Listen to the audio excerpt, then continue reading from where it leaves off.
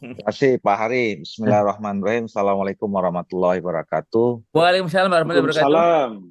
Alhamdulillah wasbillah wala haula wala quwata illa billah. Terima kasih yang saya hormati pimpinan ISMI yang menyelenggarakan kegiatan kita pada malam hari ini, para narasumber, ya ini profesor semua ini. eh, saya tidak sebutkan satu persatu karena supaya singkat dan serta para peserta webinar pada malam hari ini. Saya senang ISMI kemudian mengambil inisiatif melakukan diskusi terkait dengan tema yang berkaitan dengan revisi Undang-Undang ASN ini. Ya. Karena kami di DPR sebetulnya juga ada dinamika, ya, ada dialektika di antara beberapa anggota terutama di Komisi 2. Ya. Karena apa? Karena ini termasuk saya ya yang juga mempertanyakan urgensi kenapa undang-undang ASN ini direvisi kembali. Karena periode yang lalu saya sebagai pimpinan Komisi 2 itu mengawal betul ya kami melakukan revisi Undang-Undang 23 2014 menjadi Undang-Undang 220, Undang Nomor 22 tahun 2003 selama 3 tahun. Dan saya kira itu termasuk undang-undang yang cukup lama dibahas di DPR. Ya. Bahkan kami waktu itu melobi beberapa kali pada pimpinan DPR supaya ini tidak di take over atau tidak di take down gitu ya. Kemudian akan menjadi undang-undang yang lama dikembalikan kepada undang-undang yang sebelumnya gitu. Nah, akhirnya disetujui, maka kemudian selama 3 tahun kami membahas itu selesai sekitar bulan Oktober 2023. Nah, pembahasan Undang-Undang Nomor 20 2003 itu lama karena kita ingin sekali undang-undang itu bisa menghasilkan undang-undang yang bisa menjawab persoalan tentang birokrasi kita dan ke-ASN-an kita secara keseluruhan. Ya. Nah, secara spesifik yang membuat lama pada saat itu ada dua isu penting ya. Yang pertama itu adalah soal penataan ASN kita, terutama keberadaan Bapak Ibu tenaga honorer. Ya. Jadi kami semenjak pertama kali waktu itu tahun 2009 dilantik, ya, itu sudah dari hari pertama sampai seterusnya, mungkin hingga juga sampai saat ini, itu DPR terutama Komisi 2 sering didatangi oleh teman-teman atau Bapak Ibu tenaga honorer K1, K2, K3 gitu yang mengadukan keberadaan nasib mereka yang menurut saya waktu itu sebenarnya Bapak-bapak tenaga honorer ini adalah dalam tanda petik korban terjadinya disharmonisasi kebijakan antara kebijakan pusat, pemerintah pusat dengan kebijakan daerah, khususnya kepala daerah, terkait dengan soal penempatan ASN di luar PNS. Nah, maka kemudian pada saat itu kita meminta kepada pemerintah untuk mencari solusi. Jadi kalau selama ini penyelesaian tenaga honorer itu hanya diambil di tingkat pemerintah pusat, khususnya di Kementerian PAN-RB, kita ingin dimasukkan ada payung, ya, payung di undang-undang untuk menyelesaikan secara tuntas persoalan yang dihadapi oleh Bapak Ibu tenaga honorer itu. Dan alhamdulillah kami waktu itu tercapai kesepakatan yang salah satu kesepakatan pentingnya itu adalah undang-undang itu memerintahkan pemerintah untuk membuat dua peraturan pemerintah untuk menyelesaikan masalah tenaga honorer paling lambat tanggal 31 Desember 2024 kemarin. Nah, tapi nanti cerita berikutnya, hingga saat ini peraturan pemerintah itu tidak diselesaikan oleh pemerintah. Nah, yang kedua adalah yang membuat lama pada situ adalah soal eksistensi lembaga KSN. Ya. Nah, kami waktu itu pro dan kontra juga, dan kami waktu itu mendapatkan banyak sekali masukan, terutama akhirnya pemerintah yang waktu itu juga mengakomodir atau kemudian mengkompilasi ya usulan-usulan dari kepala daerah yang meminta supaya KSN-nya dibubarkan. Nah, kami waktu itu sebagian besar di Komisi 2 eh, tidak serta-merta, bahkan awalnya sebagian besar kami menolak ya agar KSN itu dibubarkan, eh, karena memang kami menilai bahwa tidak lagi ada tempat atau institusi eh, di mana ASN itu mengadu ketika terjadi tindakan kesewenang-wenangan ya, terutama kepala-kepala daerah terhadap ASN di daerah itu. Nah, tapi sebaliknya pandangan dari pemerintah pusat termasuk daerah, nah keberadaan KSN ini sering sekali dijadikan atau menjadi hambatan ya, obstacle terhadap percepatan kinerja dari pelayanan birokrasi. Itu alasan yang makanya kemudian pada saat itu kita membuat alternatif.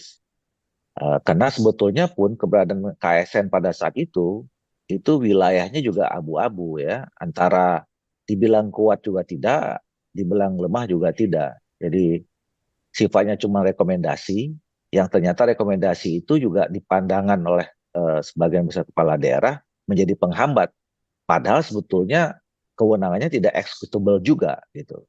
Makanya waktu itu kita mendorong ya sudah kalau kayak gitu kita perkuat saja sekaligus.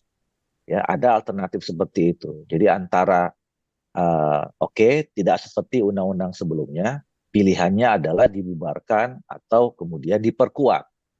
Nah, diperkuat ini adalah kalau misalnya nanti tugas dan wewenang KSN itu uh, dikuatkan, tentu mereka juga perlu ada lembaga semacam lembaga pengawasan, ya, termasuk proses pengangkatannya, terus kemudian pengawasan kinerjanya, supaya juga tidak semena-mena seperti yang menjadi alasan kemarin kenapa beberapa pemerintah daerah itu meminta KSN dibubarkan. Nah, perdebatan panjang akhirnya karena memang pada saat itu juga pemerintah sangat kuat untuk melakukan penataan kelembagaan. Jadi fungsi KSN itu akhirnya ditarik kepada BKN, ya, dimasukkan di dalam fungsi dan tugas BKN, sehingga KSN keberadaannya sudah tidak ada saat ini lagi. Nah, itu yang membuat lama. Di samping ada isu-isu penting lagi yang menurut saya ini untuk bagaimana supaya ASN kita ini lebih berkualitas, ya, lebih produktif, dan kemudian responsif terhadap perkembangan zaman. Jadi penerapan soal digitalisasi di dalam pelayanan publik, kemudian ada penerapan sistem meritokrasi yang lebih uh, kelihatan gitu. Itu sebenarnya sudah terakomodir dalam Undang-Undang 20 2023 kemarin. Nah, oleh karena itu saya termasuk dengan beberapa teman-teman yang waktu itu terlibat sebetulnya agak mempertanyakan kenapa sekarang harus direvisi lagi. Apalagi kemudian revisi ini ditujukan kalau kita lihat ya dari beberapa yang mengemuka diusulkan itu, pertama adalah untuk kembali melakukan penataan kelembagaan di mana BKN dan LAN itu mau dileburkan lagi kepada Kementerian PAN RB yang menurut hemat saya itu nanti akan menanggung beban yang luar biasa itu nanti kementerian itu ya. Belum lagi kalau kita bicara bagaimana nasib para pegawai-pegawai baik di BKN dan di LAN itu kalau kemudian itu ditiadakan itu ya. Itu bagaimana solusinya terhadap keberadaan mereka gitu. Nah, yang kedua yang terakhir kita lihat dalam seminggu terakhir ini adalah usulan dari Korpri ya yang untuk memasukkan usulan penambahan usia pensiun ya yang terus terang saja termasuk saya orang yang skeptis ya Kalau memang itu mau diupayakan terus, ya kita harus melihat hasil kajian yang seperti apa ya, yang kemudian hasilnya merekomendasikan terjadinya penambahan usia pensiun itu. Nah, kalau kemudian yang sekarang kita dengarkan penambahan usia pensiun itu salah satu alasannya adalah karena merespons ya bahwa apa namanya tingkat usia atau indeks usia produktif manusia Indonesia bertambah menjadi 70 tahun gitu ya. Tapi menurut saya itu juga tidak begitu relevan ya. Apakah kemudian kalau semua manusia Indonesia ini tingkat produktivitasnya makin tinggi, kemudian itu juga otomatis juga menggambarkan produktivitas uh, secara institusional maupun individu para ASN kita. Nah ini juga harus saya kira harus ada kajian akademiknya untuk menunjukkan itu. Padahal sebenarnya kalau kita mau memaksakan, setidaknya ada 4 alasan kenapa saya mengatakan itu perlu dipertimbangkan kembali. Yang pertama adalah tentu kalau kemudian akan diterapkan kebijakan penambahan usia pensiun itu, yang secara langsung berkonsekuensi adalah masalah anggaran. Ya. Di tengah kita ini sekarang atau presiden kita sedang mendengung-dengungkan efisiensi setiap hari gitu ya. Jadi kalau kemudian itu tambah, maka kemudian akan berdampak itu. Satu. Yang kedua adalah ya tadi perlu dikaji tingkat produktivitas yang selama terjadi. Kita harus kemudian mencermati satu-satu ini. Apakah sekian juta ASN yang kita miliki itu selama ini sudah produktif atau tidak? Apakah sudah mewakili produktivitas atau peningkatan produktivitas yang dikeluarkan oleh BPS menjadi manusia Indonesia yang tambah umur produktivitasnya gitu. Yang menurut saya belum tentu. Karena banyak isu selama ini kita melihat ya ada berita-berita yang viral tentang uh, apa namanya banyaknya waktu kerja yang tidak terpakai oleh para ASN gitu ya dan seterusnya. Bagaimana sekarang sudah mulai didorong terjadi work from home dan lain-lain. Nah, jadi itu menjadi salah satu alasan menurut saya untuk tidak kita indahkan. Nah, yang ketiga adalah soal regenerasi. Ya, kita sama-sama tahu kemarin salah satu yang membuat pelik urusan tentang tenaga honorer ini tidak selesai, termasuk menjadi bagian besarnya adalah penataan uh, ke ASN kita, ya itu kan berdampak kepada banyaknya fresh graduate kita, lulusan-lulusan terutama S1 yang tidak tertampung masuk di ASN, dalam rekrutmen ASN. Karena kita waktu itu memfokuskan bagaimana yang ada, ya baik PNS maupun P3 tenaga honorer dijadikan ke P3K, jadi utak-atik formasi yang sudah ada, sehingga kebutuhan formasi merekrut yang baru itu menjadi sempit gitu. Nah, kita bisa bayangkan dengan batas usia pensiun yang sekarang saja, dengan kita mencoba memodifikasi tentang tadi ya penataan ASN termasuk memberdayakan tenaga honorer menjadi P3K penuh atau paruh waktu itu saja, itu sudah banyak lulusan fresh graduate kita yang tidak masuk ASN. Nah, apalagi nanti kalau misalnya masa usia pensiunnya diperpanjang, maka otomatis itu akan sangat berdampak kepada tidak akan terjadinya penerimaan formasi baru. Nah, maka itu akan juga berdampak banyaknya pengangguran pada fresh graduate kita. Nah, ini yang saya kira juga harus terjadi. Mohon Nah, maaf yang keempat Pak ada Doli, mungkin 5 menit lagi Pak. sekali, yang terakhir, Oke, oke. yang keempat adalah soal bagaimanapun kan semua kehidupan kita ini harus juga uh, responsif terhadap perkembangan uh, ilmu pengetahuan dan teknologi. Termasuk saya sebutkan tadi soal ke depan bagaimana pelayanan-pelayanan publik konsepnya sudah melibatkan digitalisasi.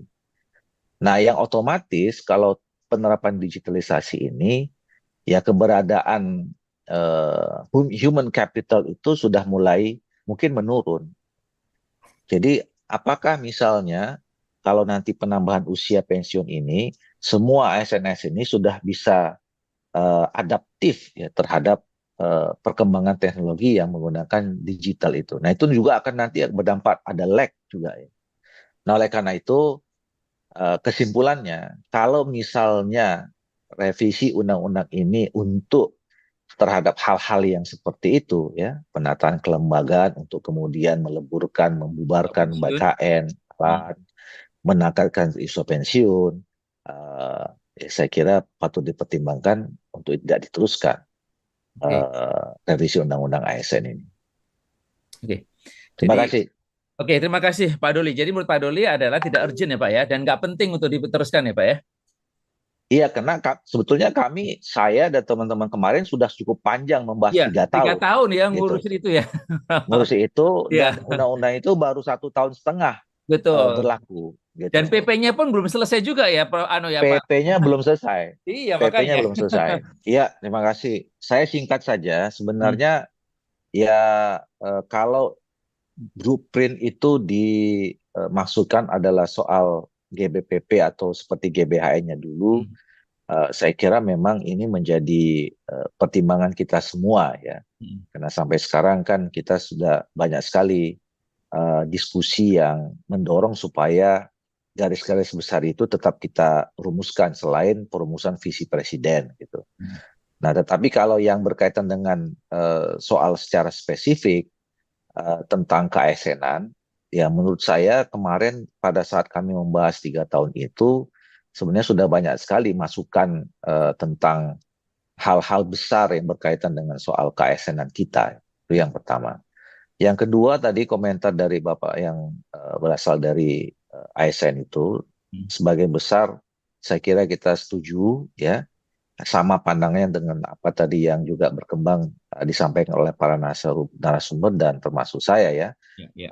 Mungkin memang harusnya kita lihat dulu PP-nya ya, perintah undang-undang untuk kepada pemerintah untuk menerbitkan peraturan pemerintah itu ya harus dikerjakan dulu, harus diimplementasikan dulu, baru kita bisa mengevaluasi. Oke. Ini kan sekarang kita belum tuntas regulasinya, kita mau murah regulasi induknya lagi. Ini yang dan saya kira apa yang menjadi usulan perubahan itu perubahan yang bisa merubah konsep besar atau paradigma kita ya, misalnya soal bagaimana penempatan jabatan pertama dan segala semacam itu yang mau ditarik ke pusat. Nah, itu kan akan juga apa namanya ya ya bertentangan dengan semangat otonomi daerah kita gitu. Nah, ini yang mungkin sama dengan apa yang disampaikan tadi. Saya kira itu saja komentar singkat saya. Terima Terakhir, kasih. Pak Doli, terakhir kasih closing statement dong yang menginspirasi kita semuanya. Silakan. Ya, saya kira ICMI harus kemudian bisa memberikan pandangan-pandangan yang lebih jernih ya, Yeah. sehingga memang kita punya kesepakatan dan pandangan yang sama untuk bisa menjalankan regulasi yang sudah ada dulu aja ya, dibandingkan dengan hal-hal yang saya kira bisa kontraproduktif terhadap perjalanan pembangunan kita ke depan, terutama masalah penataan ASN. Itu aja.